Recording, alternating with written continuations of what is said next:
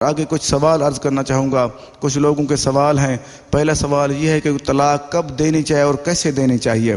اس کا جواب یہ ہے کہ اللہ تعالیٰ اور رسول کریم صلی اللہ علیہ وسلم کے احکامات کو مانتی ہو اور طلاق کب دینی چاہیے۔ طلاق اس وقت دینی چاہیے، پہلی بات یہ ہے کیونکہ جو عورت اللہ تعالیٰ اور اس کے رسول کریم صلی اللہ علیہ وسلم کے احکامات کو نہ مانتی ہو، مثلا نماز، روزہ، ان چیزوں سے انکار کرتی ہو، اگر اس کو سمجھایا جائے وہ بالکل ہی انکار کرتی ہو، اس وقت طلاق دینی چاہیے۔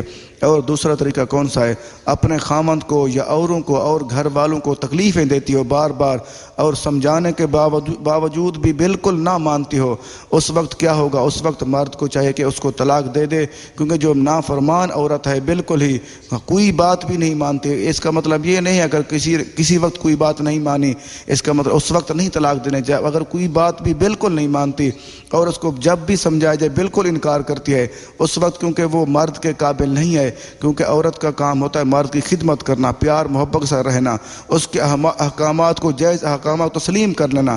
اگر جو عورت جائز احکامات کو نہیں مانتی، بالکل ہی تسلیم نہیں کرتی، پھر مرد کو چاہے اس کو طلاق دے دے۔ اور تیسرا طریقہ کون سا ہے؟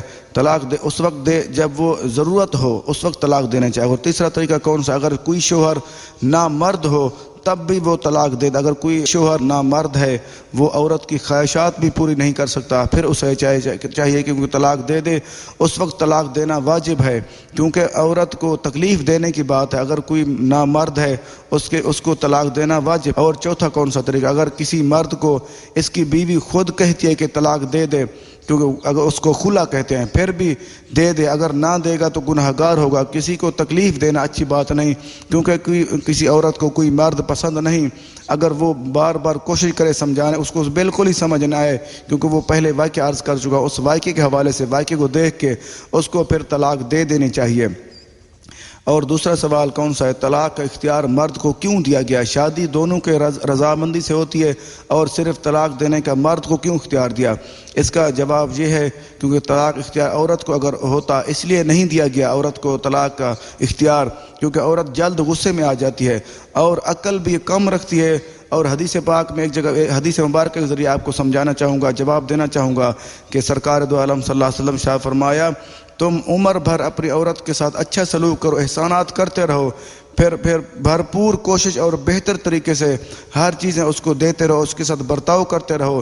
اس کے باوجود بھی اتفاقاً اگر کبھی کسی قسم کی کوئی غلطی ہو جائے آپ سے یا کوئی چیز نہ دے سکیں، پھر عورت کیا کرتی ہے کہ فوراً کہہ دیتی ہے کہ تجھ سے مجھے کبھی کوئی بھلائی نہیں ملی، کبھی تو نے مجھے سکھ نہیں دیا، ہر وقت تو مجھے دکھ دیتا رہتا ہے۔ اس لیے اللہ پاک نے عورت کو اختیار نہیں دیا طلاق دینے کا، کیونکہ وہ جلد غصے میں آ جاتی ہے، وہ فوراً ہی طلاق دے دیتی جب بھی غصے میں آ جاتی۔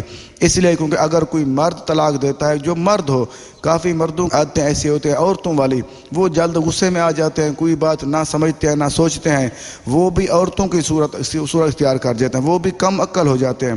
ایک تھوڑی سی وضاحت کر دوں، اگر کوئی مرد اپنے آپ کنٹرول نہیں کر سکتا، اس کا مطلب یہ ہے کیونکہ اس کا عقل بھی کمزور ہو چکا ہے۔